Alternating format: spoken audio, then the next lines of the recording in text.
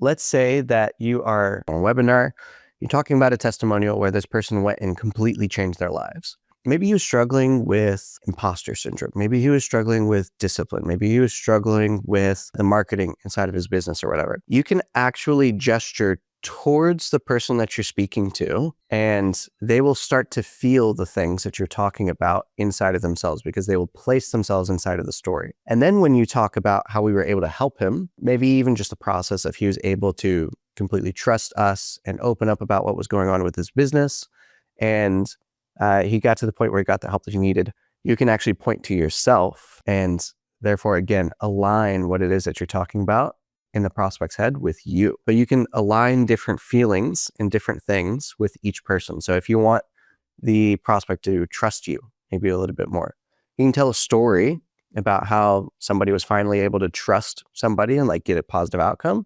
And when you're talking about trusting somebody, you can start motioning towards yourself. In this episode, we're going to help you master nonverbal communications so that you can crush your sales calls and webinars with Christian Jack.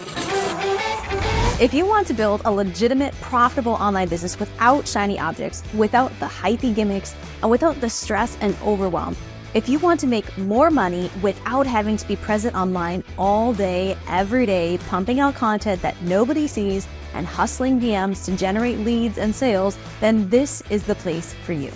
Welcome to the Digital Trailblazer podcast, your online business university, where you'll learn how ordinary people start from ground zero with no influence, no email list or audience to sell to, and no business or marketing experience, and go from working 9-to-5 jobs to building successful 6- and 7-figure online businesses and all the steps in between. Learn the strategies that worked and what didn't. Learn the mistakes that they made and how to avoid them, and then learn their plans for scaling their businesses and taking things to the next level.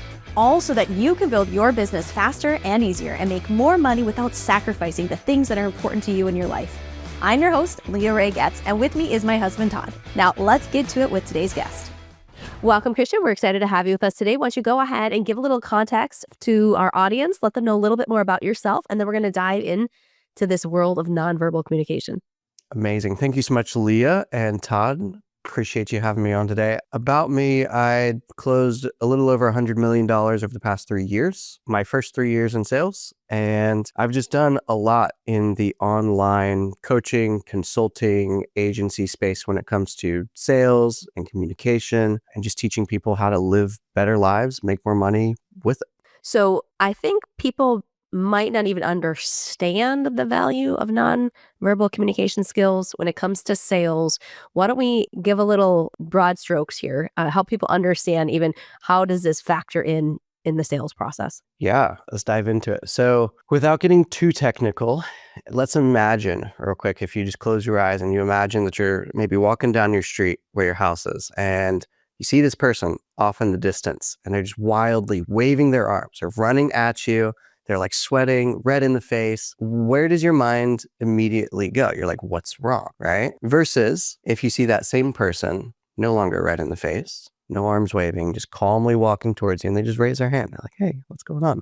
You don't even have to hear what it is that they're saying. You don't have to know what words they're using, but automatically your brain categorizes those two people into two different buckets, and you will act completely differently around them. And that's the power of nonverbal communication. Among lots of other things, people say there's been studies that show like 93% of your communication is actually nonverbal and only 7% of it is actually verbal. There's other things that have shown that your brain actually processes all the nonverbal communication before it processes the verbal communication. So before they're even listening to all your fancy words that you're saying, they're checking you out. Like, is this person somebody that I can trust? Is this person somebody that I can open up to? Is this person somebody who knows their stuff? So it's everything, in my opinion, when you're talking about communication, even more than just the words that you say. And I assume that's been a big part for you in actually being able to close so many sales. Definitely a big part of it. Yeah. Awesome. So how, as small business owners, a lot of coaches, course creators, a lot of folks are doing sales calls. If they're not doing sales calls, they're doing webinars.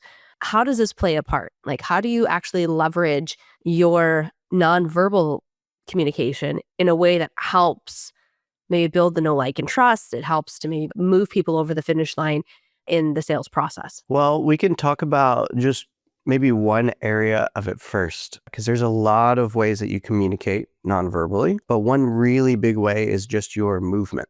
So this is your hands, your arms, your shoulders, your head nodding left and right, your blink rate, all that kind of good stuff. So if we were to sum up 99% of understanding behavior and nonverbal communication, it would be slow versus fast. If you move more slowly, that generally means you have a higher sense of self-worth, a higher sense of confidence. You have more authority as well. If you think about this, a great way to look at nonverbal communication and just most behavioral studies, if you look at the animal world, right, the animal kingdom, I like to think of a Chihuahua. Chihuahuas move very quickly. They're very jittery. Their movements are very jagged. Like you don't know what they're going to do next. And generally, when you look at a Chihuahua like running around, it seems fairly scared. It's because it's afraid because it's small. It doesn't know what's going to happen to it. It's in a very self-protective state. Versus if you contrast that to maybe like like a Great Dane or something. Like that dog doesn't have a care in the world. It will lay down, like belly up, arms stretched out, move super duper slowly, and just like enjoy its life. And so if you're on a webinar or if you're on a sales call, lots of people have a tendency to move very quickly because they have lots of knowledge that they want to get through. They want to like impart onto this other person or, cover all these topics in order to know that this person's a good fit for what they do or whatever it might be. But the faster you move, the more that your prospects, your customers view you like the Chihuahua, and you probably don't want that. And so just generally, if you can move more slowly in everything that you do, the way that I describe this to my students is move like you're underwater. So when you're underwater, your hand can only move so quickly over to the side. Even the cadence of your speech, moving slowly, even your blink rate, how quickly your eyelids go up and down. Generally, the more slowly you can go, the better. There is such a thing as going too slowly to where like people just fall asleep and they check out. So you got to find that balance. But generally, it's going to feel really slow when you first try it, but that's probably where you should be. And then if somebody tells you that they're bored or you see people falling asleep, then you can maybe speed back up just a little bit. But fast versus slow, probably the easiest way to get it down really quickly. Are you saying that's the same for sales calls versus videos and other like webinars and things that folks are doing? Everything. Really? Everything. Mm-hmm. I don't know. I mean, it's always been taught, especially for video, to keep people's engagement, to amp up the energy and to really go big. Like take your regular energy level and then notch it up a little bit because it always translates a little bit lower in video itself. Yeah, that's very true.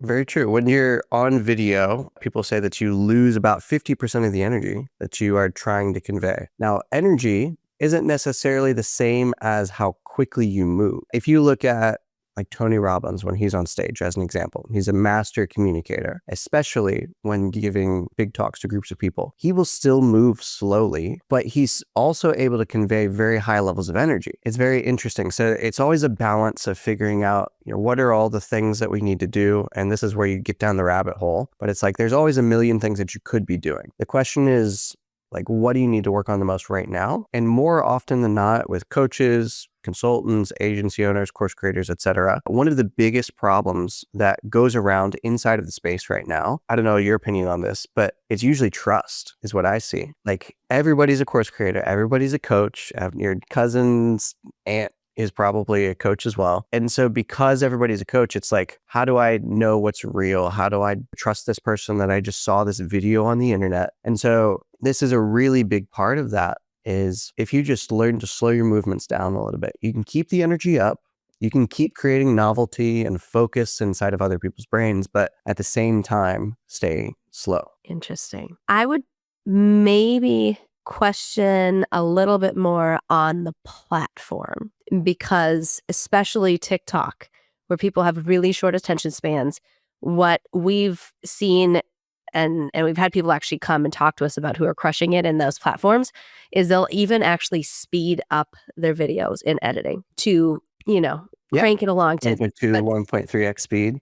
Exactly. So that they're going a little bit faster because just on that platform in particular, people have very short attention spans, right? Where they'll even edit their videos to have no more than a 0.1 second pause between their words so that they're clip it along for those platforms in particular? When you're talking about gaining people's focus, that's a little bit of a different topic, but it's a great one. So when people are scrolling on TikTok, their brain is running through a script, right? They scroll on TikTok all the time.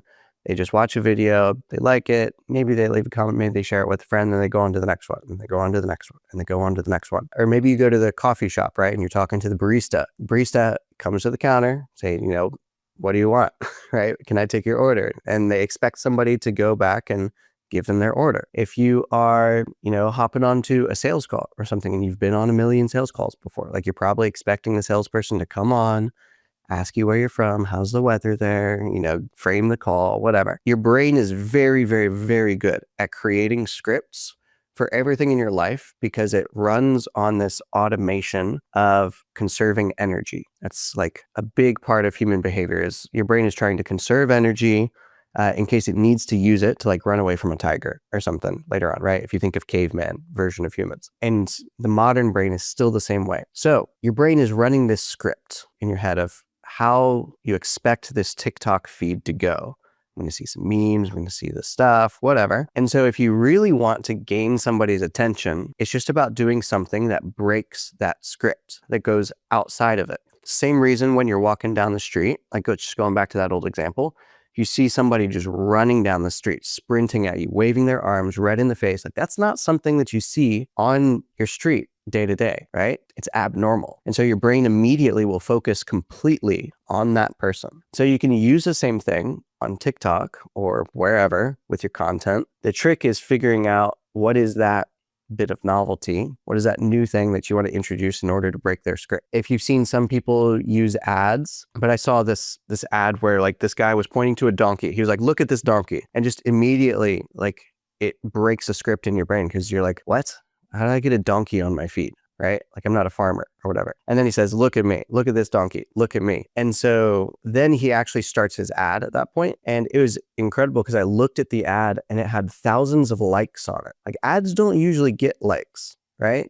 Ads don't usually get comments. People don't like enjoy this content per se, but he was able to keep people engaged by just introducing that bit of novelty, which broke their script just completely. And so if you really want to get people engaged very, very quickly, just break their script. So that can be in content, it can be in a conversation with somebody, it can be just passing them on the street, whatever it might be. I will say that the way that you would do a TikTok or something like that is definitely not the same way that we would do a webinar or definitely not a sales call. So yeah, there's definitely differences there. And what you said about the 90 or 93% of communication being nonverbal, I feel like that's totally true because I think about weird interactions I've had with people, and a few of those like stick out in my mind about friends I haven't seen in a while. And I remember this one in particular, and we were out to eat and his leg was like jumping and he was just looking around, like not making eye contact. Like I was looking somewhere else, not smiling, just acting really weird. It's like, yeah, something's not right. Yeah, it's off, even though we were friends and we had known each other for a while. And the same thing, like I'll see the same thing in webinars and in sales calls where you can tell when somebody's not comfortable selling their thing.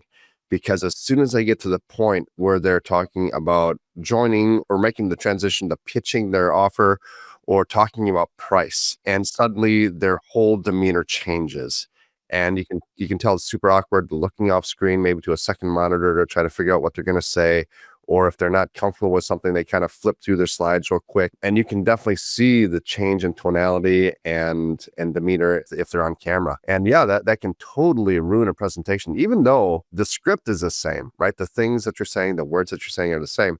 The body language changes and people can sense that. Yeah, there's, not to get too scientific or technical, but there's a very specific reason why that is, right? There's a lot of different models of how the brain works, but the one I'll mention here is what's called the triune brain. So there's 3 parts to your brain in this model. There's your reptilian brain, which is all of like your fight or flight, instinctual things. There's your limbic brain, or like your mammalian brain. That's all of where like your emotions typically happen. And then there's your cortex or your neocortex, your frontal lobe, whatever you want to call it, usually neocortex. And that's where your logic pathways are, or language understanding, any sort of like mental processing that happens goes there. Now, What's really interesting is that studies have shown that fears, goals, like even phobias can be passed down genetically, right?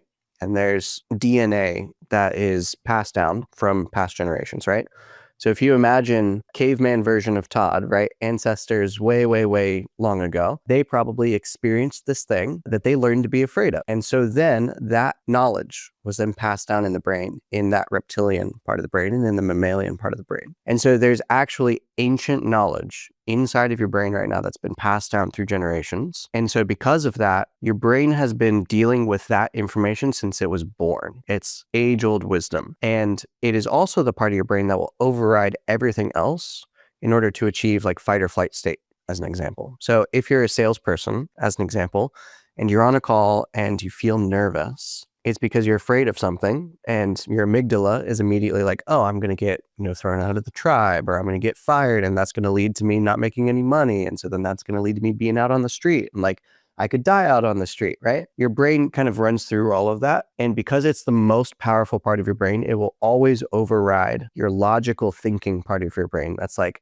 it's okay if I don't close this deal or whatever. So it's these deep-seated fears that will always override the logical part of your brain, and it will cause you to act in certain ways. Now, also with that, on the perceivers side of things, if you're like the prospect, your brain is equally adept at reading body language, because that knowledge, again, has been passed down through all the generations, and it's deeply seated inside of your reptilian and limbic brain. And so even without maybe consciously knowing it, have you ever had like a gut feeling that something is off? That's exactly what that is. Because that part of your brain can't really communicate with your neocortex, like put it into words. It's just like, something's wrong here, stay away.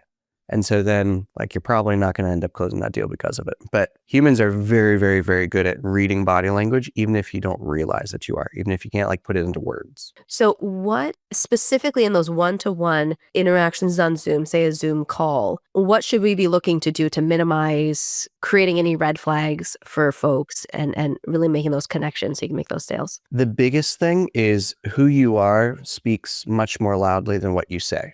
I forget who it was. It was maybe Jim Rohn or something. He said, who you are speaks so loudly, I can't hear what you're saying. And it's very true. So number one is just like, be okay with a price conversation. Be okay with like pitching your products and services because you genuinely feel like it will help people. The more that you can just become the person who is okay with those things, the more your language patterns and your nonverbal communication will just align with that because it's who you are.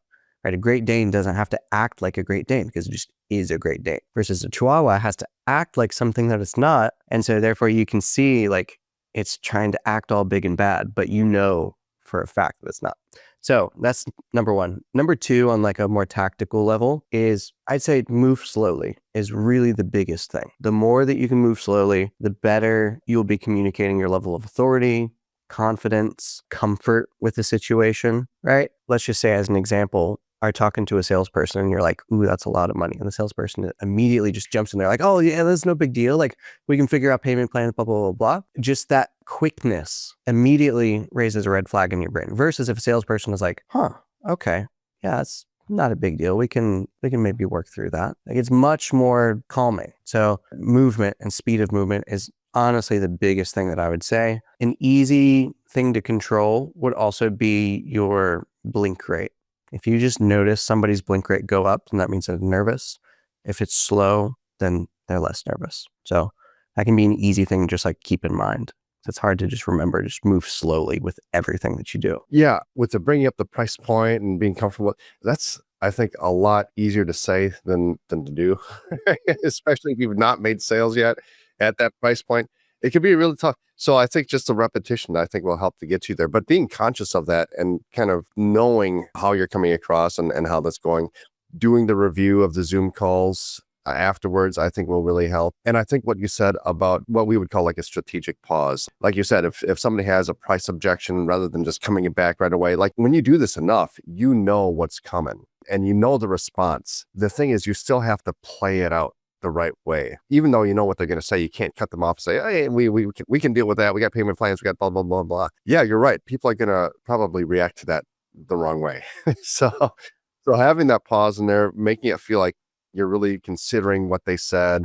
all that stuff is so important. And they're just small, subtle things. What I'm wondering is that if you're not really good at this nonverbal stuff right away, would it be better to not turn on your camera and just do audio on your sales calls? Or would that make it even worse? It's a great question. People can still hear what you're doing with your body, even through just listening to the way that you speak. Take, for example, when you're maybe calling, depending on where you're at in life, like whether it be your parents or a kid or family member, a friend, you can tell what their emotions are by the sound of their voice, right? You can tell if they're smiling or not. So there is still some element that will be communicated even through just audio, but it's not a terrible idea, I don't think, to just take audio calls. But then also part of that is you're going to probably just as much just lose trust because they can't see you, right? That's the reason that we take Zoom calls, is to be able to see the other person, see who we're going to be doing business with and all that kind of good stuff, suss them out a bit. So it's always a little bit of a balancing act, just figuring out what's important, what's not important. And I think if you're just not good at it, the best way to get good at it is just bringing more awareness to it in the day-to-day. And you'll learn very quickly just by watching yourself, right? Maybe play back the Zoom recording without sound and see what you think of your body language. Are you animated enough? Are you using enough gestures? Are the gestures going too quickly? Did your blink rate go up at some point? Ooh, I wonder why that was. So just learning how to analyze it a little bit more, which takes some training. But at the end of the day, humans, again, are very adept at this. It's just learning to bring conscious awareness to it. Yeah. One thing that I've seen done on a sales call that I thought was kind of neat, and I don't know, maybe if you could give your opinion on this, but having a screen share kind of as the main screen, and then it still has a camera view of everybody else, like you would on a Zoom call. But the focus was on the screen share, and all it was a Word document, and the guy was typing notes about what we were saying on the screen. Because what it was what's your current monthly business revenue? What's the biggest problem right now? So all those things. And so we could see those up there. And so when we kind of got to the end and he was kind of summarizing, okay, what's the situation and how do we fix this? He could go back to this stuff and we could see that it was all notes that he had taken. And it felt like, okay, yeah, so this is a real conversation that we're having about our business rather than, oh, I'm just being sold to the whole time. Would that be something good to do, to maybe put the focus on something else like that? Because you could do that with almost anything, whether it's fitness or life coaching or whatever it is. Just take notes about the conversation you're having so that you can always refer back to that later on in the call and kind of help analyze, okay, so here's what you said is the situation. Here's how we would deal with that, and so forth and so on. And then you could even type out part of the plan. I feel like that the other thing that does is it helps to pace you because you can't really go faster than you can type. Does that seem like something that might help you, or do you feel like that's maybe just isn't going to have much of an effect either way? It's a really smart question. I would say it would be good for pacing if you struggle with slowing down. But honestly, what would probably help more is writing it by hand, because you can write even slower than you can probably type. If that's your goal, then the other side of it is you mentioned that it feels more like a normal conversation as opposed to feeling like you're being sold to. So I would wonder, what is the actual root problem there? Is it that you're using scripted questions and that's why it feels like you're being sold to? Is it the general demeanor of the person? Is it what they're focused on with their questions? So you might just be trying to solve a problem that could probably be solved in another way by doing that. However, I have sold plenty of times by just opening up a Google Doc and writing down notes as we go along. So it's not to say that it doesn't work. And I've known some people who are very, very successful at sales to do it. So I don't know that there's necessarily this would be better or this would be worse, but it's something worth trying and see for yourself if the outcomes are better for you. For me personally, they're not usually as good. I would rather just have a notepad right here and take notes so they can see that I'm actually focusing on them. And it will also slow me down more than just typing out the notes. And if you're typing out notes on a screen, what is the person really focused on, you or what you're typing? So I would rather them be completely focused on me in the conversation. And I take the notes that I need to, and then I can bring them back later in the pitch. How you mentioned that right now you're experiencing this in your business. Well, here's how we actually help solve that through blah, blah, blah, blah, blah, right? So it doesn't mean that you can't bring it back, but it's a great question. Now, one of the other things that I know that I'll do on Zoom calls is I'll try to position the image on my monitor of the person speaking as close to my camera as possible. So it looks like when I'm talking to the camera. Is that something important to do? Because I got dual screens here. And so if I'm looking over here on this side, it's because I'm looking at my notes or I'm typing something that's important. But I can imagine that if I'm looking over here off the camera and I'm typing and I'm talking, it's probably going to look kind of weird to the other person. Yes. It's another one of those things that's just deeply seated inside of our brains. If you think about just in life in general, if you meet somebody and maybe they're not making eye contact, like what does that mean to you? What comes to mind? Yeah, well, that reminds me of that conversation I had with that old friend. It was like he was distracted. He didn't really want to talk to me and he didn't want to be there. Mm-hmm. Even if you know that like he really wants to be there, he's been looking forward to the meeting, all that kind of good stuff, like you still have these feelings because it's just embedded in us so deeply. So yes, 100%. As much as you can look more closely to the camera, the better. I even have like a teleprompter technically on my camera. So I can like put Zoom meetings and stuff up there if I need to. But as long as you're somewhat close, you should be fine. You don't need to do like anything crazy fancy. So are there certain gestures that we should or should not do or just be aware of in our sales process or even in our webinars and the videos that we're recording? Yeah, fantastic question. I would say there's two different things, maybe three different things with gestures. Number one is the movement speed, just like we've been talking about already. If your gestures are just quick, jittery, jagged, like unnatural, that signals to somebody else that you're not confident, that you're nervous, that you're anxious about something, etc. So movement speed, number one. Number two is your gestures should generally be open. All right. Open gestures like shoulders are open and back, right? Arms are open instead of crossed. Your fingers even are spread apart instead of together, and they're open like this instead of closed, right? Digital flexion. As much as you can use opening gestures, the more naturally connected this other person will feel and the more authentic that they'll feel that you're being, because it's like a survival mechanism at the end of the day. When you close up your hand, right? What does that generally mean? Like, look out, fist is coming towards you, right? Or if you're hugging your body, what does that mean? Maybe you feel unsafe. Maybe you're cold and trying to warm yourself. It's generally a feeling of like lack, basically. And then number three with gestures is you can direct them towards certain things. So this one gets into a little bit more advanced material, but let's say that you are talking about a testimonial, right? If you're a coach, you're on a webinar, you're talking about a testimonial where this person went and completely changed their lives. And you're talking through it and you're like, you know, this guy, John, used to struggle with X and Y and Z.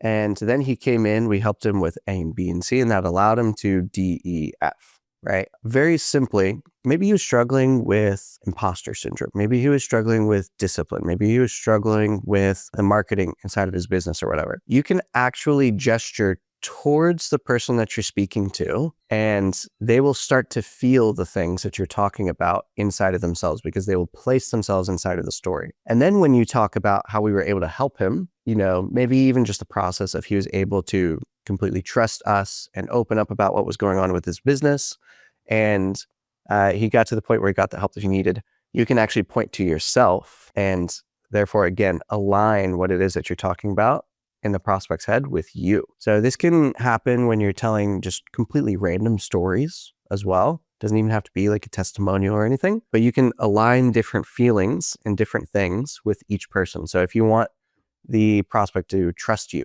maybe a little bit more, you can tell a story about how somebody was finally able to trust somebody and like get a positive outcome. And when you're talking about trusting somebody, you can start motioning towards yourself. And it's really interesting what happens in the prospect's brain, but it's all like just psychology. It's neuroscience. It all works together, and it's amazing. It's fascinating how it all works. Now, talking about gestures, that makes me wonder, how close should the camera be to your face then? Because even just on our meeting right here, I can see that with me and Leah, our cameras are much more zoomed in. It's like from the shoulders up. And what I'm seeing on your camera is it's more zoomed out. I can see about your sternum up, and you can see your arms and everything else. So I could imagine that with you, people would see gestures a lot more than me. You know, if I'm moving my arms, you can kind of see them at the bottom of the screen, but not really. I forget what the actual term is for it. It's been a while, but there's a term for the specific area where you should generally gesture. And it's essentially just around your like waist area. The more that you can gesture there, the more, again, like confidence, authority, conviction that you will distill to the other person, and generally more excitable emotions. If you're doing those like above your shoulders, it's a good area. So again, if you think of like Tony Robbins on stage, right? Stage is a little bit different because you obviously have to just make everything really big for everybody to see. And so he'll do a lot of gestures up and around, etc. But when you're in just a one-on-one conversation with somebody, it's a little bit weird if you're just like let's go on a just one-on-one Zoom call. It's just kind of weird. So yes, generally, if people can see your gestures being, waist level, then that's good. If your camera doesn't necessarily show it, people can still pick up on cues that you are gesturing. It just won't be as effective, or it won't be as overt. So if you're brand new to learning this stuff, it might be a good idea to just practice gesturing in a way where they can't see you, right? Where the camera is zoomed in a little bit more. And then as you become more comfortable with it, more adept at it, you kind of obtain that unconscious competence level, then maybe start zooming out the camera, and the more that you can include it in things, because it does make absolutely massive difference. Awesome. Christian, this has been a great conversation. If people are curious about you, want to connect, to learn more about you, where should they head? Well, my personal website is christianjack.com, and I run a training program where I teach all about this stuff and sales techniques at the salesdojo.co.